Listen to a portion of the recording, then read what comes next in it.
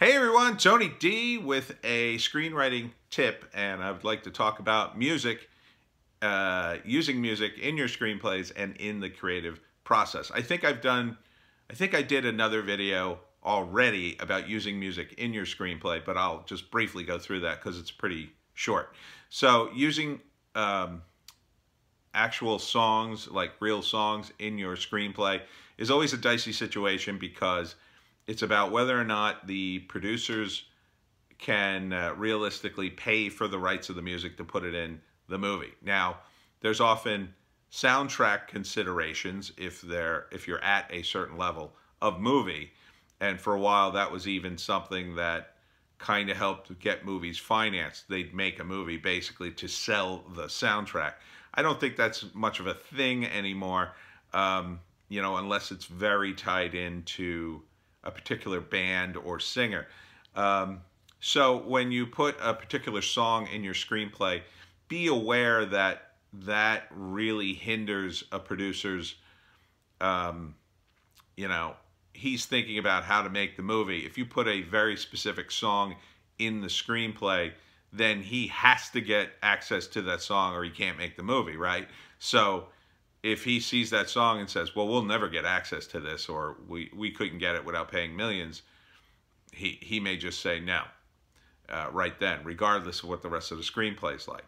So one of the techniques is to make suggestive music selections. So, you could say, instead of putting, in the background, Brown Sugar from the Rolling Stones plays, you can put something like, in the background, a song like Brown Sugar from the Rolling Stones or some 70s era rock plays in the background.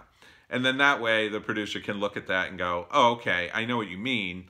We can get something that sounds that way. Because keep in mind, if you're doing a very low budget movie, the music budget's going to be very tight, and they're going to be looking for, stuff from unknowns, public domain kind of stuff, or music they could just license for like $50. Songs you've heard on the radio are way more than that. They're going to cost big money, especially something, for instance, like the Rolling Stones. I mean, that's not going to be cheap. So avoid naming specific songs in your screenplay. You could even go so far as to just put rock music plays in the background as opposed to even a suggestive song. It depends on how, if you're doing a story that takes place behind the scenes of the Rolling Stones touring, obviously there's going to be Rolling Stone music in the movie. There would have to be. It would almost have to be. So, sometimes there's no way around it. It may be that the song is tied into the movie, in some way. So, if you can't get around it, you can't get around it. But just understand that may limit your ability to sell the screenplay. I had a client who, well, he wasn't really a client because he never paid me, but I had a meeting with a guy who wanted to do this screenplay, and it was tied into one of the Beatles, and he wanted to use Beatles music. And I explained to him, you understand that it's very difficult to get the Beatles music, to get rights to use it in the movie. It's nearly impossible. And I'm not sure he really understood how hard that is. From his perspective, he just wanted to do a story. But when you have to involve the rights of very famous people, they could just say no, and a lot of times they do. A lot of times they just say no. They don't know you. You don't have real money. You're just, you're just some nobody trying to pull together a story, and they see it as, well, you're trying to sell your story based on our fame.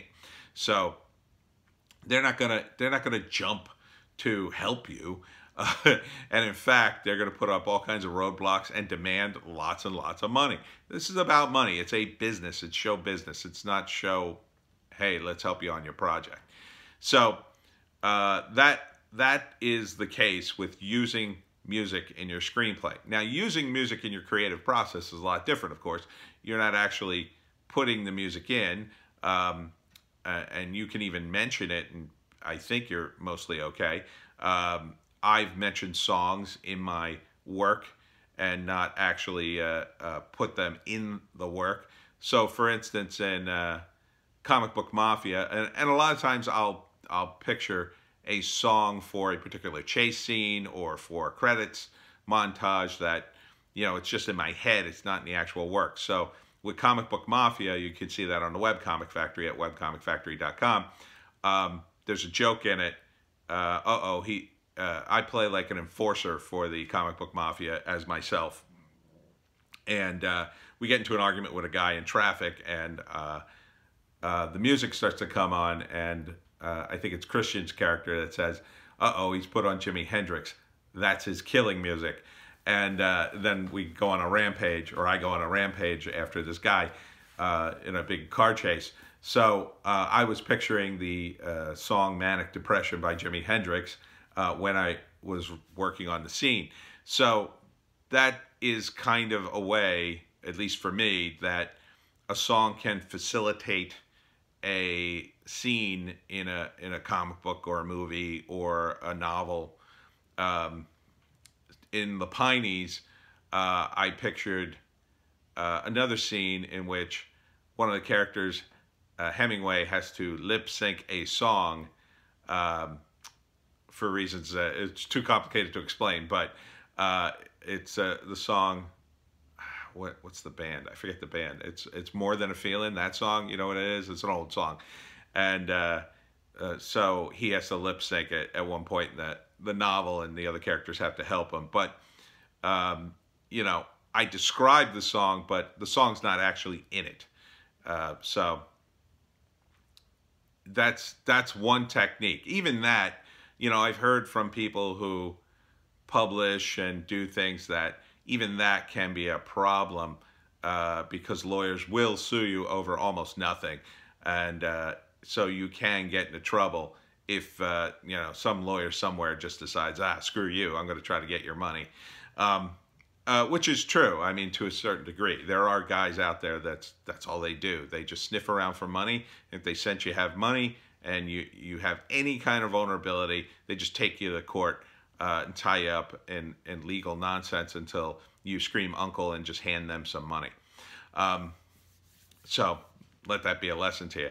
And it's very difficult if that happens, because a lot of times you want to fight the first guy who does that if you are making money, because if you do capitulate, it means that opens the door to all the other guys. Whereas if you fight it and win, even though it'll cost you a lot of money and time and effort that you don't want, at the end of the day, it's a signal to the rest of the vultures, let's say, that, I'm not going after that guy. He fought and won his case. So, I mean, you just want to try to avoid that nightmare scenario in general by not using copyrighted material, you know, in any significant way. Or you use it in a way that you can always cut it out.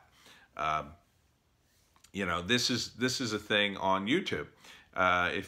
One of the things YouTube flags all the time is music, because it's easy to flag. It's also, you know, music is, as they say, the universal language. And, you know, there are songs that are popular here, that are popular in other countries, and people don't speak English. And so it is really universal, and it's a lot of money. Excuse me. So, but in your creative process, you can use music to generate ideas, to get yourself pumped. I like to put on music to get myself pumped. I have certain songs that I play for certain projects. It gets me into it. I imagine the credit sequence. I imagine, you know, the characters moving around and doing stuff to the music, and it gets me going. It gets me into it. It's also, I guess, a little bit like Pavlov's dog, whereas I associate songs with certain projects. So when I play the song, I start thinking of the project and I get in a mode for that project. So, you know, I would encourage people, and then sometimes I just put on music in the background, depending on my mood. So, you know, for background stuff, it depends. I have a thing where I'll sometimes play a song over and over again to the point at which it just becomes background noise, and that helps me to a certain degree if it's the song I associate with this project. Sometimes it'll be, you know, instrumentals or classical music, they say, is good to play. I kind of go back and forth. I tend not to play the instrumental unless the instrumental is also in the tone of the actual work. So if I'm playing classical music has a certain tone to it. It's very classy. It also tends to be slow. You sort of, you know, the imagery in my head for classical music is like old school wood paneling, sitting around, drinking snifters of brandy, that kind of thing.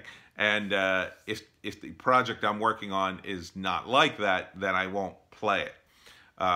If it's sort of light jazz, then it's more of a party atmosphere, and then that has certain tones to it.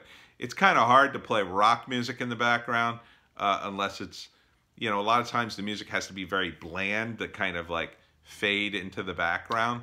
But again, that can help you on a sort of a subconscious level because your brain is processing the music, listening to it. And even though you tune it out, you're sort of still listening to it, but you're not. I don't know if that makes any sense. Some people do the same thing with the television, and I would do that too. Sometimes you just put on the TV just to have a voice in the room, and then you kind of tune it out, but you keep working. Other people, you know, that's a total distraction. But sometimes you need that distraction. Sometimes I think our brains are so wired and going, at least it happens to me once in a while, that to have something else playing in the room helps distract the brain enough so the part of the brain that's distracted is now not distracting the part of the brain that actually does the work, if that makes any sense. So anyhow, screenwriters, get some music. Oh, and another thing I'll finally say is a good thing to do if you're in a rut, if you're in you have kind of a block. Sometimes what I do is I seek out new music. And the new music, if I could find a song that I really like, and it's really tough for me to find a song I really like, but when I do, that can often inspire me and generate new ideas simply because I found a new song and I'm really into it, and I'm like, yeah, I like this song. And then I start getting all jazzed up, and then you know, especially if I'm on a new project or I'm sort of stuck on a project I'm at, it kind of gets me out of my headspace. It's just a way to do that without necessarily going anywhere, you know, and that these days is a good tip. So get writing, screenwriters, and listen to some music.